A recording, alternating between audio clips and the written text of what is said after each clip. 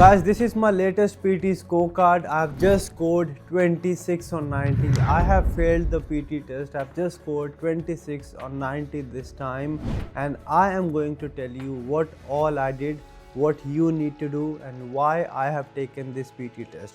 But before that, look at the scorecard. Overall is 26, listening is 30, reading is 34, speaking is just 10, means 0, and writing is 90. Now, why I have taken the test? There are 3 reasons. The very first reason is the writing module. Every day I'm getting comments that it's very difficult to get a superior score in writing. It's not possible to get the scores with the templates, with the shortcuts, with the tricks. You cannot use copy and paste in summarized written text. So to check if each and everything is working in writing module, that was the first reason. Next, a lot of students are asking me that in speaking we are not getting the beep sound now, means whenever the recording starts we are not getting any beep sound. To check if that's actually true or not. And the third reason is the microphone or the headset is now changed, to test and see if the headset is actually different or is it going to make any difference. Alright, now before I tell you anything, if you're here for the first time, my name is Varun. I've been teaching PT for the last 9 years, and if you are here for the first time, this is the one-stop solution. We post a lot of tutorials about PTE Academic, PTE Core, and if you want to crack it in the very first go, just follow and I will try my best to help you out to get your desired scores in the minimum time possible. To practice, you can go on languageacademy.com.au or download the LAPT exam practice app, where you can practice using AI, you can take the mock test, you can watch a lot of videos and each and everything you need to crack your PT test, right? Now, what I did in the test, I only attempted 4 question types: summarize written text, writing essay, summarize spoken text from listening, and write from dictation. These 4 question types impact your writing module. So I just attempted these 4 question types and skipped rest of the questions, right? Skipped whole of speaking, that's why I've got 0. Next, summarize written text, I got 2. I used the exact same method, the same strategy which I've been telling you guys. Select 3 to 4 sentences, join them using connectors, and then change 3 to 4 words. What I did is, I selected 3 to 4 sentences, wrote around 65 to 70 words in both the summarized written text. I got 2 of those. Used complete 10 minutes. Remember, very important, you proofread. So wrote the first sentence, comma, and second sentence, comma, furthermore, comma, third sentence. If the word limit allows, comma, moreover, comma, fourth sentence. Change 3 to 4 words. Make sure there are no spelling and grammar mistakes, and that's it. That's all I have done in summarized written text. And if you can look at the reading scores as well, if you look at the writing scores as well, I've scored everything full. It is working. You can still copy and paste, but you need to make sure that you do it the right way. You select important sentences with important keywords, use the connectors. If you want to watch the full strategy, I'll attach the link to that particular strategy in the comment section so that you have a clear idea of how you have to attempt your summarized written text. But if you're confused if shortcuts will work in summarized written text, they will, given that you use or select important sentences with a lot of good keywords, use connectors and change a few words. If you want to paraphrase or change the sentence structure as well, if you're confident with your grammar that you'll not make any grammatical mistake, you can go for that as well. But write around 60-65 words if you can, no grammar and spelling mistake, and 1 full stop. That's all you have to do. Please use complete 10 minutes and proofread again and again. Next is essay. It's very difficult, right? It's very difficult to get the scores in writing. See, if I have done it 14-15 times, you can do it as well. And honestly, I do not write really great essays. If you ask me to write an essay and get a human or someone who actually writes good essays, they'll not score me 9 on 9. No, they'll not score me 90 on 90. But there are ways how you can address the system or the rubric on which you are marked in the PT test. The first idea is you have to address the topic. The second is you have to write around 250 to 270 words. Then you have to write both the sides or whatever sides of the argument they've asked you. Make sure there are no grammar and spelling mistakes. I do not write fancy words. No, I want to be very honest over here. Many a times there are difficult words which even I don't know the meaning of. I don't really want to write fancy words and I never practice that.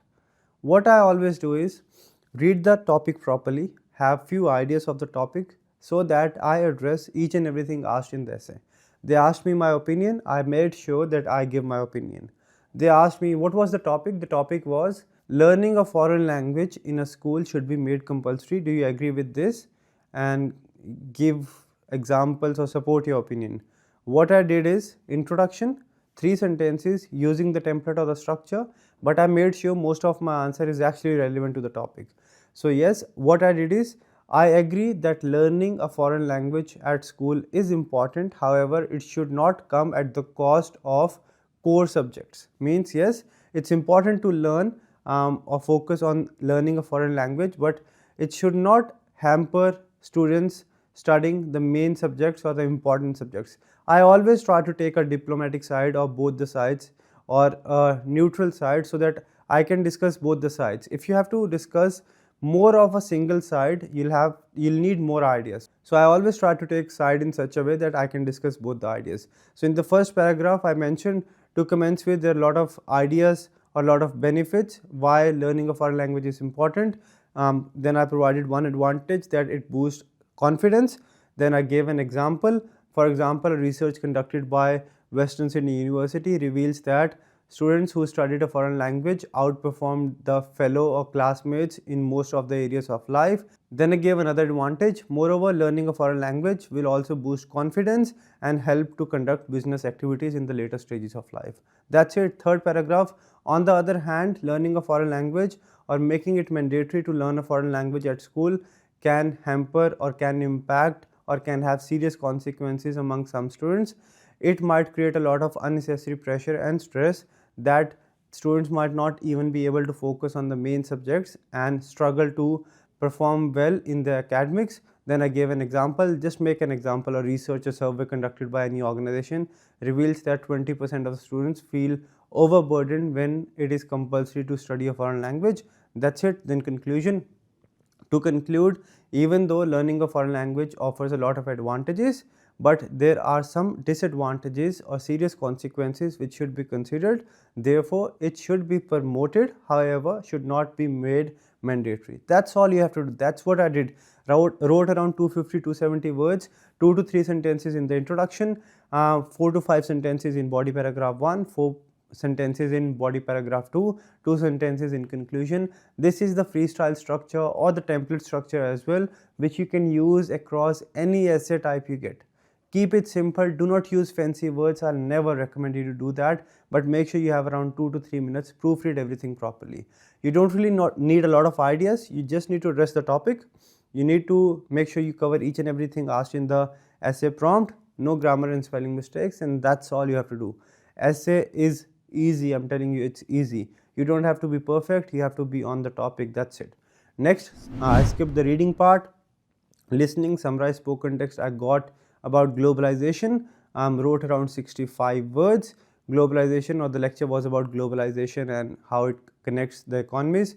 Firstly, furthermore, moreover, and then to conclude. So 4 to 5 sentences, around 65 words.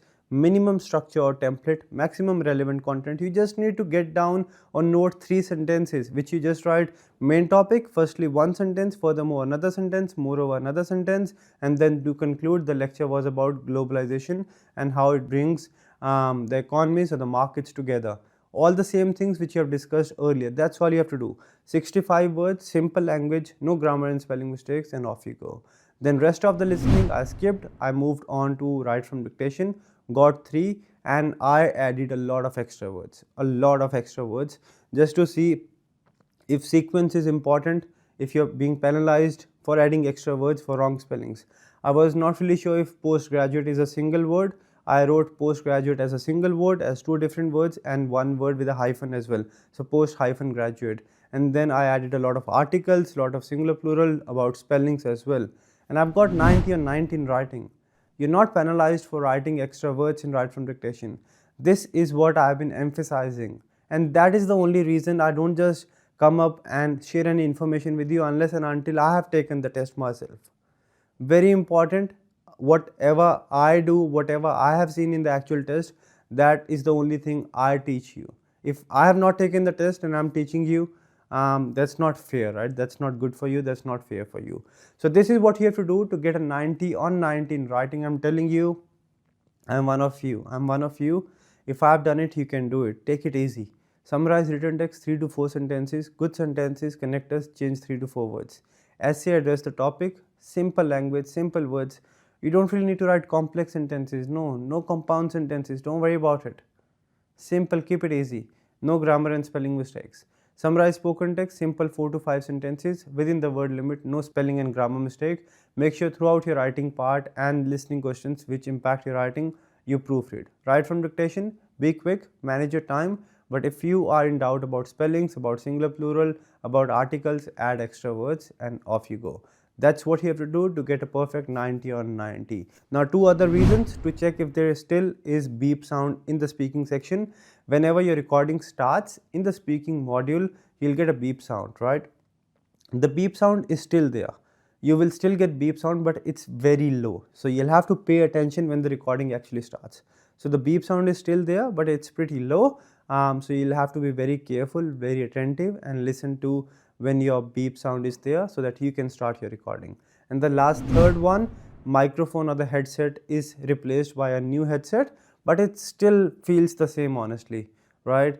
The microphone is slightly more sensitive, but you don't need to stress about it. You have to follow and keep it the same way. I used to like the previous one. They were slightly bigger, used to cover the ears completely, but this is okay as well.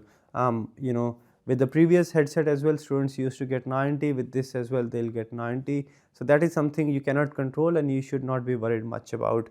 Honestly, I took one more test 1 week back as well, but that test, after I took the test, I got an email from Pearson saying your test has been cancelled as we are not able to rescore it. You can take another one. I booked the test next day and I took it, and this is the score, right? So that's it. Everything is working, everything is fine.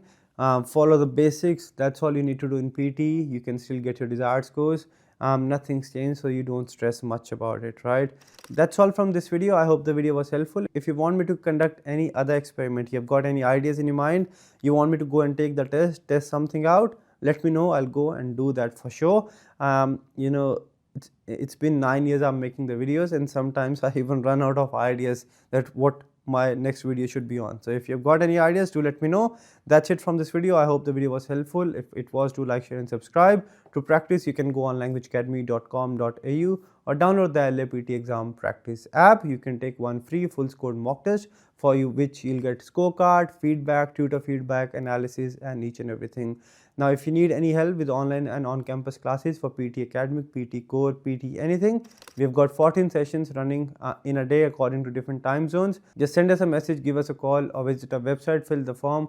Our team will be with you and we will give 100% to help you out, like we have helped more than 50,000 students till date. That's it from this video. I'll see you in the next video. Till then, take care and stay safe.